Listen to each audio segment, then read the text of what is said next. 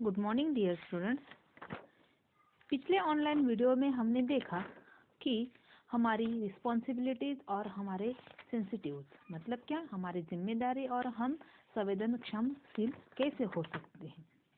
आज हम देखते हैं कि हमने उस वीडियो में देखा कि दीपिका और राहुल का बर्ताव अपने पड़ोसी और अपने दादा या दादी के साथ कैसा था, फिर उन्हें उनकी गलती का एहसास कैसे हुआ। आज हम देखने वाले हैं कि responsibility towards people with special needs. Special needs मतलब है जिन लोगों को एक ऐसी स्पेशल नीड मतलब है जरूरत होती है, ऐसे लोगों के प्रति हमारी जिम्मेदारी कैसे होगी। Some people have physical handicaps because of illnesses or accidents, or they may be born with them. कुछ लोग जन्म से हैंडीकैप होते हैं, कुछ लोग बीमारी की वजह से हैंडीकैप होते हैं, या कुछ लोगों का एक्सीडेंट हो जाने की वजह से वो हैंडीकैप हो जाते हैं। They suffer many inconveniences and much discomfort at public places. और पब्लिक प्लेसेस में उनके लिए उठना, रहना, बैठना बहुत ही मुश्किल हो जाता है। That is why they are in need of special services and assistance. और इसीलिए उन्हें स्पेशल सर्विस प्रोवाइड की जाती है। देखिए, we have been successful in eradicating polio in our country. हमने आज पूरे जग में से पोलियो को, पूरे जग में से या हमारे भारत में से पोलियो को क्या किया है, नष्ट कर दिया है। The World Health Organization has praised India for this achievement. और वर्ल्ड हेल्थ ऑर्गेनाइजेशन मतलब क्या, जागतिक आरोग्य संगठन जो है उसने क्या किया है, इसमें हमारी बहुत सारी मदद की है। Since the campaign against polio was carried out with dedication over many years, the disease was eradicated. देखिए, और इस कैंपिंग की वजह से मतलब इस कैंपिंग के विरुद्ध polio was carried out with dedication over, बहुत सालों से जो पोलियो ने हमारे देश में आतंक मचाया था, वो आज हमने क्या किया है, बिल्कुल ही नष्ट कर दिया है। व्हाट इज द फ्रेज दो बूंद जिंदगी के रिलेटेड? दो बूंद जिंदगी के आपने सुना होगा। हाँ, हर साल पोलियो के बच्चों को, जिन लोगों को पोलियो होने से हम रोक सकते हैं, उनके लिए पोलियो के 2 बूंद दिए जाते हैं, और इसीलिए वो कहा जाता है 2 बूंद जिंदगी के। मतलब क्या, अब पोलियो लस या पोलियो डोज किसके लिए दिया जाता है? जन्मे हुए बच्चे से लेकर 5 साल के बच्चों तक ये डोज दिया जाता है, और कहा जाता है 2 बूंद जिंदगी के। देखिए, nowadays in many hospitals abroad, robots are used for the service and aid of patients. अब बहुत सारे देशों में अब्रॉड मतलब क्या, विदेश में जो हॉस्पिटल्स है उन हॉस्पिटल्स में रोबोट्स और use for the service and aid of patients. Robots क्या करते हैं, पेशेंट्स की मदद करते हैं। Will it fun to have robots work for you? क्या आपने रोबोट्स का काम देखा है? और will it be boring with no other human being present? और जैसे हम बोर होते हैं उस तरीके से वो बोर होते हैं या नहीं? Divide all students in class into 2 groups. आपके क्लास के बच्चों का डिवीजन कीजिए, मतलब क्या, 2 जगहों पे बच्चे इक्वली डिवाइड कीजिए। Blindfold students in group A. Group A में blindfold students, blindfold मतलब क्या, जिनके आंखों पे पट्टी बंधी हुई है, but not those in group B. लेकिन blindfold students B group में नहीं चाहिए। Pair of each student from group A with student from group B. अब ग्रुप ए के बच्चों की पेयर ग्रुप बी के बच्चों के साथ लगाइए। Each pair will go from the classroom to the main gate of the school. अब हर एक पेयर को क्लासरूम से, दोनों बच्चों को क्लासरूम से स्कूल के मेन गेट तक जाने के लिए कहिए।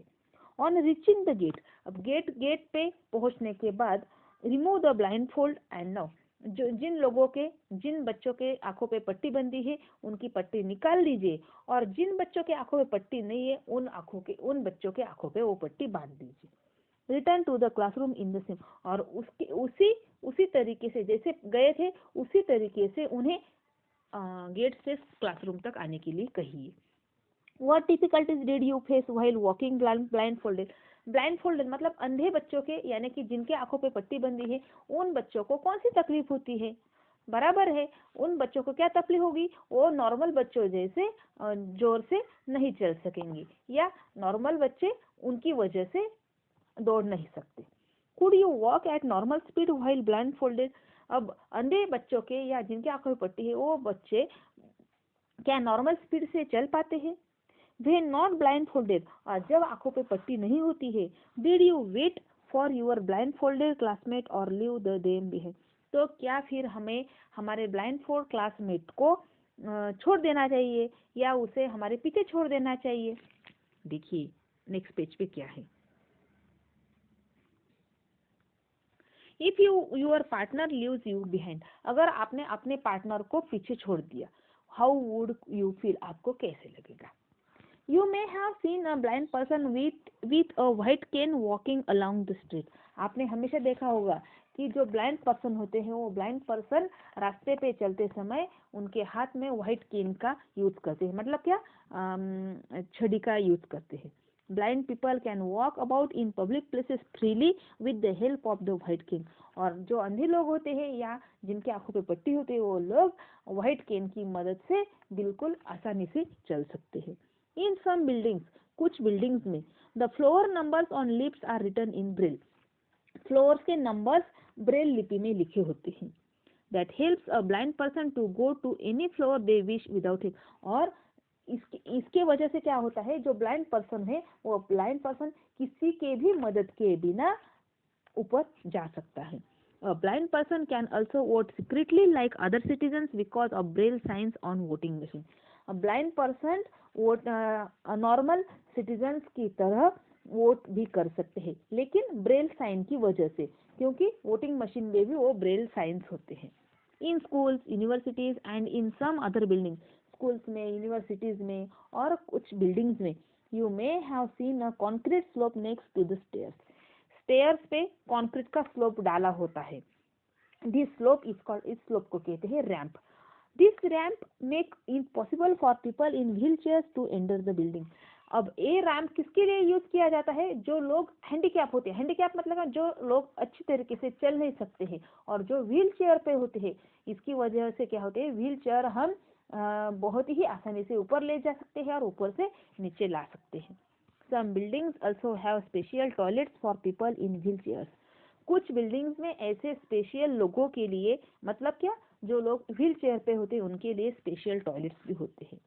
These facilities exist so that people with special needs can live their daily lives. In facilities की वजह से क्या होती है, ऐसे स्पेशल नीड्स जैसे लोगों को बहुत ही आसानी से वो चल फिर सकते हैं। However, these facilities are not available everywhere. फिर भी ऐसी कुछ फैसिलिटीज हर जगह पे अवेलेबल नहीं होती है। We must treat people with special needs with care, whether these facilities exist in public places or not. ऐसे और जिन जगहों पर ऐसी फैसिलिटीज नहीं होती है, ऐसे जगहों पे क्या होता है, हमें ऐसे लोगों का बहुत ही ख्याल रखना पड़ता है। Blind people can read and write by using. अब ब्लाइंड पीपल कैसे पढ़ते हैं या कैसे लिखते हैं? By using their sense of touch. This system of writing is called, इस राइटिंग की इस सिस्टम को क्या कहा जाता है? Braille. Braille characters make use of raised dots created on paper. अब ब्रेल कैरेक्टर्स डॉट की मदद से एक पेपर पे लिखे जाते हैं। Each character has a fixed number and arrangement of dots. हर एक कैरेक्टर का एक फिक्स नंबर होता है और उनको डॉट्स की वजह से अरेंजमेंट की जाती है। Blind person can read the paper by feeling this. और ब्लाइंड पर्सन क्या करते हैं, ऐसे डॉट्स को टच करते हैं और वो उस पेपर पे क्या लिखा है वो पढ़ते हैं। However, all of the books written in ordinary script are not available in braille. लेकिन फिर भी सारे बुक्स ब्रेल में नहीं लिखे होते हैं या अवेलेबल नहीं होते हैं।